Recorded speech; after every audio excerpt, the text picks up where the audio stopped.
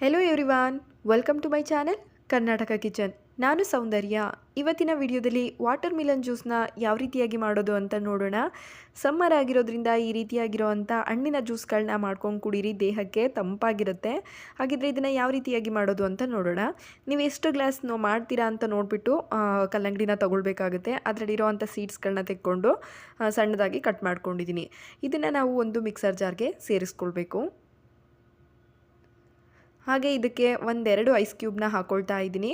ಜಾಸ್ತಿ ಮಾಡೋದಿತ್ತು ಅಂದರೆ ಸ್ವಲ್ಪ ಜಾಸ್ತಿ ತೊಗೊಳ್ಳಿ. ಹಾಗೆ 1 ಟೇಬಲ್ ಸ್ಪೂನ್ ಆಗೋಷ್ಟು ಸಕ್ಕರೆನ ಹಾಕ್ಕೊಳ್ತಾ ಇದ್ದೀನಿ. ಇದು ಆಪ್ಷನಲ್, ಬೇಕಿದ್ದರೆ ಹಾಕ್ಕೊಳ್ಳಿ, ಇಲ್ಲಾಂದರೆ ಸ್ಕಿಪ್ ಮಾಡ್ಬೋದು.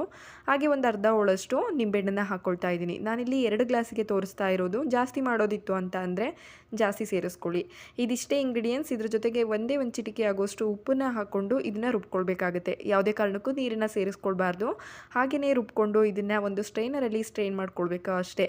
ಎಷ್ಟು ಈಸಿಯಾಗುತ್ತೋ ಅಷ್ಟೇ ಟೇಸ್ಟ್ ಚೆನ್ನಾಗಿರುತ್ತೆ. ಆದಷ್ಟು ಹಣ್ಣನ್ನು ಹಾಗೆ ತಿನ್ನೋದಕ್ಕೆ ಟ್ರೈ ಮಾಡಿ. ಆಗೋದಿಲ್ಲ, ಮಕ್ಕಳು ತಿನ್ನೋದಿಲ್ಲ ಅಂದ ಟೈಮಲ್ಲಿ ಈ ರೀತಿ ಜ್ಯೂಸ್ ಮಾಡಿಕೊಡಿ, ಟೇಸ್ಟಿಯಾಗಿರುತ್ತೆ. ಹಾಗೆ ಮಾಡೋ ಮೆಥಡ್ ಕೂಡ ಈಸಿ. ನೋಡಿದ್ರಲ್ಲ ಎಷ್ಟು ಈಸಿಯಾಗಿ ವಾಟರ್ ಮಿಲನ್ ಜ್ಯೂಸ್ನ ಮಾಡ್ಕೊಳ್ಬೋದು ಅಂತ ಹೇಳ್ಬಿಟ್ಟು. ನೋಡ್ತಾ ಇರ್ಬೋದು, ನೋಡ್ತಾ ಇದ್ರೇ ಸೂಪರಾಗಿದೆ. ಇದನ್ನು ಇವಾಗ ಒಂದು ಗ್ಲಾಸ್ಗೆ ನಾವು ಸರ್ವ್ ಮಾಡ್ಕೊಳ್ಳೋಣ.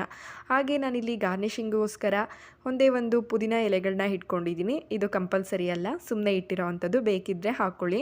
ನೋಡಿದ್ರಲ್ಲ ಎಷ್ಟು ಈಸಿಯಾಗಿ ವಾಟರ್ ಮಿಲನ್ ಜ್ಯೂಸ್ನ ಮಾಡ್ಕೊಳ್ಬೋದು ಅಂತ ಹೇಳಿ. ಈ ರೆಸಿಪಿ ನಿಮ್ಗೆ ಇಷ್ಟ ಆಯಿತು ಅಂತ ಅಂದರೆ ಲೈಕ್, ಶೇರ್, ಕಮೆಂಟ್ ಮಾಡೋದನ್ನ ಮರಿಬೇಡಿ. ಹಾಗೆ ಇನ್ನೂ ಯಾರು ನನ್ನ ಚಾನಲ್ನ ಸಬ್ಸ್ಕ್ರೈಬ್ ಮಾಡದೆ ವಿಡಿಯೋ ನೋಡ್ತಾ ಇದ್ದೀರಾ, ಪ್ಲೀಸ್ ಸಬ್ಸ್ಕ್ರೈಬ್ ಮಾಡ್ಕೊಳ್ಳಿ. Thank you for watching.